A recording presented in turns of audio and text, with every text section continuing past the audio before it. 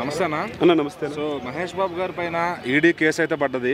అట్లానే అల్లు అర్జున్ గారి పైన స్టూడెంట్స్ కొంతమంది కంప్లైంట్ ఇచ్చారు. వాళ్ళు చేసిన యాడ్స్ ప్రభావం తాలూకు అనమాట. అయితే వాళ్ళకి అంత డబ్బులు వస్తున్నాయి కదా, సినిమాకి 100 కోట్లు తీసుకుంటున్నారు కదా, ఇంకా ఆ యాడ్స్ చేస్తే ఏం సంపాదిద్దామని, అంటే కనీసం మంచి మెసేజ్ కూడా కానీ యాడ్స్ ఇచ్చి వాళ్ళు ఏం చేద్దామని ఆ కాంట్రవర్సీలు ఎందుకు ఇరుక్కుంటున్నారు?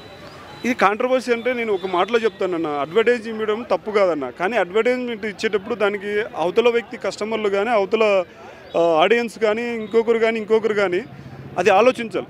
ఇతను కూడా ఏం చేయాలంటే డాక్యుమెంట్ మీద సైన్ చేసేటప్పుడు మీరు నిరంతరం కొనసాగుతారా, నిరంతరం మంచిగా ఇస్తారా అనేది. ఇప్పుడు మహేష్ బాబు గారికి ప్రాపర్టీస్ కానీ ఇప్పుడు దాదాపు కొన్ని పదుల రకాలైనటువంటి అడ్వర్టైజ్మెంట్ మహేష్ బాబు గారు ఇస్తున్నారు. అది ఇవ్వడం వల్ల ఏంటంటే ఆ డబ్బు వచ్చిన డబ్బు మొత్తం హార్ట్ సర్జరీకి, ఇవి చిన్నపిల్లలకు హార్ట్ సర్జరీ కోసం ఉపయోగిస్తున్నారు. తన కూతురు అయినటువంటి ఆమె సితారా కూడా మంచిగా యూజ్ చేస్తుంది. ఆ ఘట్టమనేని మహేష్ బాబు గారు ఏం చేస్తారంటే మంచిగా చేస్తున్నారు. So coming to Allu Arjun గారు కొన్ని 100 కోట్లు తీసుకుంటున్నా కూడా అడ్వర్టైజ్మెంట్ ఎందుకు చేస్తున్నారంటే వాళ్ళకు క్రేజ్ ఉంది.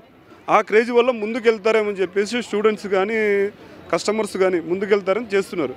సో ఈ అడ్వర్టైజ్మెంట్ వాళ్ళు చేసేటప్పుడు సైన్ పెట్టేటప్పుడు కంపల్సరీ వాళ్ళు ఏం తీసుకోవాలంటే ఒక బాండ్ తీసుకోవాలి. కానీ అవన్నీ ఏం తీసుకోరు. జస్ట్ ఒక ₹1 కోటి డబ్బులు తీసుకున్నామా, చేసామా, వెళ్ళిపోయినామా, ఇలా చేస్తున్నారు.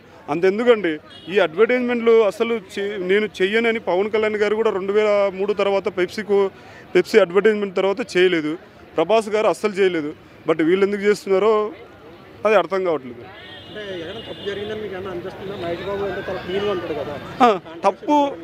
తప్పు అనేది ఏం జరగలేదండి. తప్పు అనేది ఒకటి జరిగింది. ఈడీ కేసులు అనేది కామన్, ఇచ్చేస్తారు. కానీ కస్టమర్ కూడా గమనించాలి. ఒక ప్రాపర్టీ కొనేటప్పుడు అవతల ఉన్నటువంటి అదేమంటారు రియల్ ఎస్టేట్ సంబంధించి ఆ కంపెనీ కూడా మంచిదే కాదని గూగుల్లో సెర్చ్ చేసో లేకపోతే 10 మందిని కనుక్కొని అక్కడ వెళ్ళి ఆ కంపెనీ దగ్గర ఉందా లేదా ఆఫీస్ అని ఎత్తుకులాడి సెర్చ్ చేసి చుట్టుపక్కల రౌండప్లో అంతా వీళ్ళని కనుక్కొని ఓకేనా, ఈ ప్రాపర్టీస్ మాకు వస్తుందా, రేపు పొద్దున్న ఫ్యూచర్లో ఎలాంటి ఇబ్బంది లేదా అని కనుక్కోవాలి. ఇంకోటి అసలు పక్క అంటే ఏం లేదన్న, స్టార్ ఇమేజ్ అనేది దెబ్బతినడానికి ఇదొక రకమైనటువంటి అనుకోవచ్చు. స్టార్ ఇమేజ్ ఎలా దెబ్బతింటుందంటే ఎప్పుడైతే వాళ్ళు చేసినటువంటి ఆ అడ్వర్టైజ్మెంట్ కానీ ఏమంటారు అలాంటి ప్రాపర్టీస్ కానీ అలాంటి అడ్వర్టైజ్మెంట్లు సంబంధించి ఆ కంపెనీ చేసినటువంటి మోసం కానీ వల్ల వీళ్ళకు చెడ్డ పేరు వస్తుంది. అంతెందుకంటే మొన్నటిదాకా బెట్టింగ్ షాప్స్ గురించి చాలామంది ఇది చేశారు అది చేశారు కదా, దానివల్ల ఏం చేశారు, ఎక్కడెక్కడో బెట్టింగ్ షాప్స్ ఎవరెవరు చేశారు, ఎంత చేశారు, ఎన్ని డబ్బులు తీసుకున్నారు అనేది వాళ్ళందరినీ బయటికి తీశారు.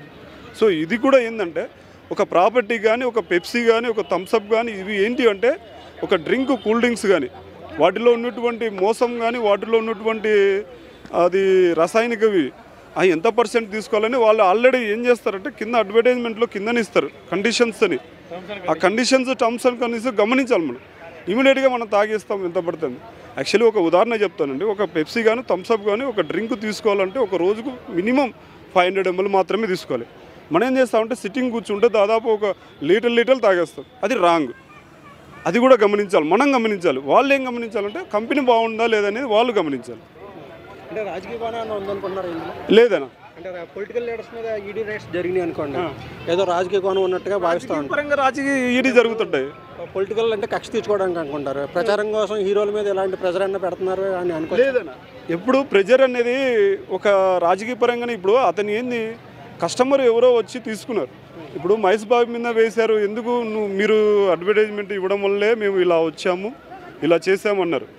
సో అది రాజకీయ పరంగా ఎందుకు తీసుకోకూడదు సార్, ప్లీజ్ దయచేసి. తప్పు జరిగిందన్న, తప్పు జరగకుండా ఎట్లుంటుందన్న, తప్పు జరిగింది. అతల కస్టమర్ బాధపడ్డారు. ఇప్పుడు నేను చిరంజీవి అభిమాని అండి.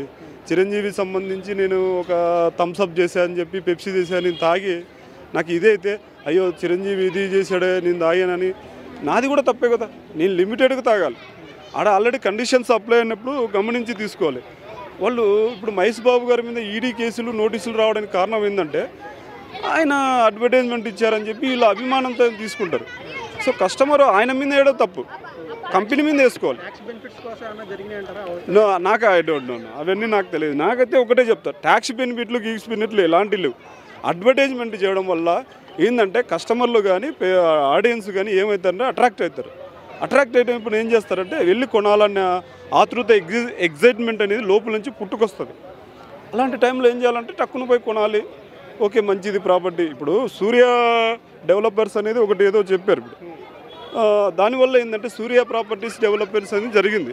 సో అలాంటివి చాలా జరిగినాయి, చాలా పేర్లు ఉన్నాయి, అవి నోటిలో ఉన్నాయి, ఇలా బయటికి రావట్లేదు. చాలామంది చాలా చేశారు, 100 కోట్లు 1000 కోట్లు 500 కోట్లు. అంతెందుకండి, ఈ ప్రాపర్టీస్ కొనేటప్పుడు చాలా మటుకు గమనించాల్సింది ఏంటంటే ముందు మనకు ప్లాట్ ఉందా లేదా, మన పేరు మీద రిజిస్ట్రేషన్ అయిందా లేదా చెక్ చేసుకోవాలి. ఇలాంటి చెక్ చేసుకుండా ఒరే ప్లాట్ ఉందంట కొనేద్దాం, ఇక్కడ రిజిస్ట్రేషన్ చేయించుకుందామని చేయించుకుని అమౌంట్ అంతా కట్టేసుకుంటారు. అక్కడ పోతే ప్లాట్ ఉండదు, నీ పేరు మీద ఉండదు ముందు. ఒకవేళ నీ పేరు మీద అంటే ఆల్రెడీ ఇంకొక పేరు మీద ఉంటుంది. సో ఏంటంటే రియల్ ఎస్టేట్ అనేది చాలా మటుకు ఒక రాజకీయ పరంగా ఉంటుంది, రాజకీయంగా ఒక ట్రిక్కులుగా ఉంటుంది. సో గమనించాలి. మనమైనా ఒక అంగట్లో కిరాణా కొట్లో ఏం కావాలంటే మన పచారీ కొట్లోకి వెళ్ళినప్పుడు ఒక లిస్టు రాసుకొని తీసుకెళ్ళి వెళ్తాం. 1 దగ్గర లేప్పుడు ఇంకొక దగ్గర కొనాలి, ఇదే అంతే. 1 దగ్గర మోసం జరిగితే ఇంకొక దగ్గరికి వెళ్ళాలి, అంతే. దగ్గర అన్ని కంపెనీలు మోసం అని అనుకోకూడదు.